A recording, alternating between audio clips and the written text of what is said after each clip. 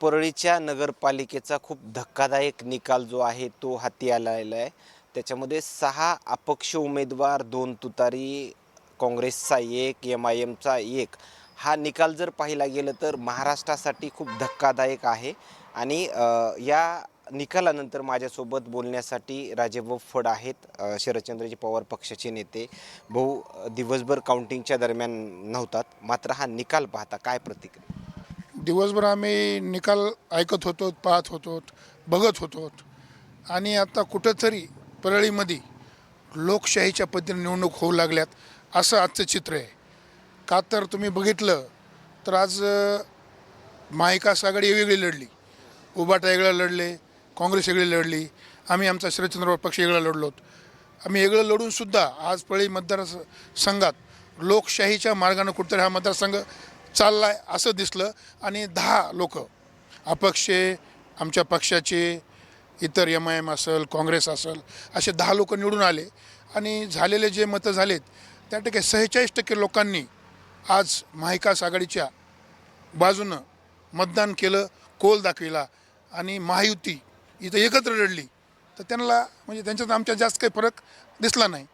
खरं तर या ठिकाणी पाहिलं गेलं तर निवडणूक आयोगावर देखील मोठे प्रश्न जे आहेत ते तुमच्याकडून उपस्थित राहिलेले आहेत.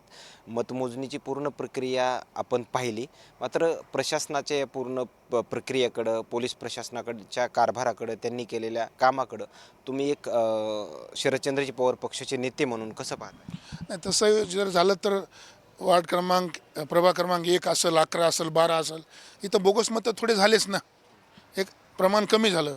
आणि मतदानची आकडेवारी जी 80%, 85% व्हायची ती 60%वर आली.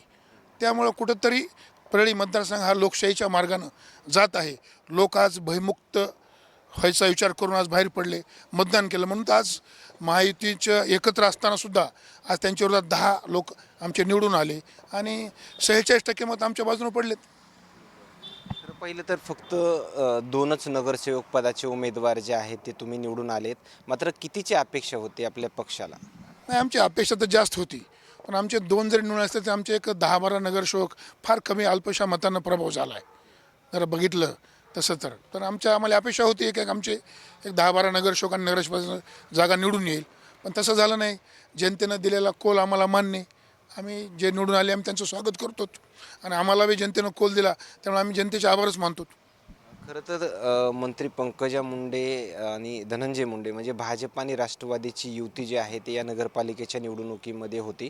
मात्र शरदचंद्रजी पवार पक्ष असेल, काँग्रेस असेल, दोन्ही संयुक्त जर लढलं असतं तर काय चित्र असतं असं तुम्हाला वाटतं? नाही बाय, ते एकत्र येऊन लढली, महायुती एकत्र लढली, त्यांना सगळ्या जागा वाटप करून घेतल्या.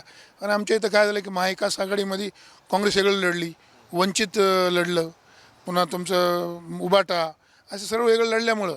पण आम्ही जर एकत्र लढलो असतो तर आज जे 46% आणि 54% जो फरक आहे एवढ्या मताचा, हे मताचा फरक नक्कीच भरून निघाला असता.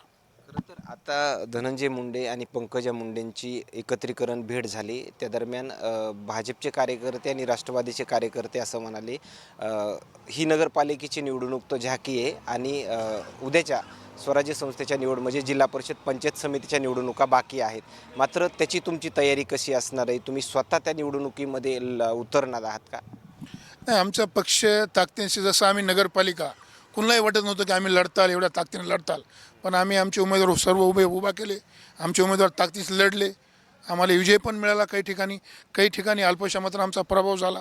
पण आम्ही येणारी जिल्हा परिषद पंचायत समिती असेल, आमच्या पक्षाच्या मार्फत आमचे खासदार असतील, मी स्वतः असेल, आम्ही ताकदीनं बीड जिल्ह्यामध्ये परळी मतदारसंघात आमचे माणसं उभा करू आणि लढू. आणि आम्हाला कुठंतरी कळलं आहे की ही परळी मतदारसंघ लोकशाहीच्या मार्गाने चालण्यास सुरुवात झाली. येणाऱ्या जिल्हा परिषद पंचायत समिती तसं आम्ही लढू. तुम्ही एखाद्या ह्याच्यामध्ये जिल्हा परिषदच्या गटामध्ये तुम्ही लढणार आहात का, अशी काही माहिती तुम्हाला? नाही, आमचा लढण्याचा पक्षाचा जो निर्णय आहे तो असेल. पक्षानं जर तसा आदेश दिला तर तसा आम्ही विचार केला जाईल. पण सध्या तरी माझा लढण्याचा कुठं विषय नाही. मी विधानसभेला तिकीट मागितलं होतं आणि मी विधानसभेचीच पुढची तयारी, जसं म्हणलं की हे तो झाकी आहे, तसं आम्हीसुद्धा म्हणतो. नगरपालिका, जिल्हा परिषद हे तर होणारच आहेत.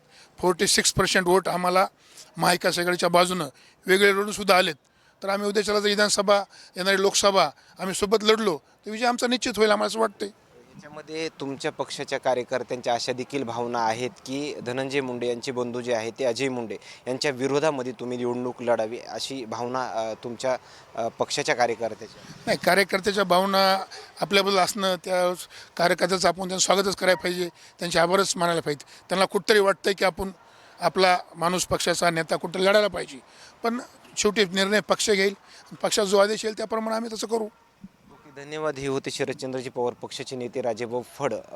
नगरपालिकेच्या निवडणुकीच्या निकालानंतर त्यांच्या आलेल्या प्रतिक्रिया, मात्र आणखीन काही नवीन अपडेट्स मिळतील का आणि त्यांच्या आलेल्या प्रतिक्रिया काय सांगून जातात हे तुम्हाला नक्कीच समजलं असेल. Cameraman Umakant फडसोबत Sachin Munde, सूर्यज media, Beed, Parli.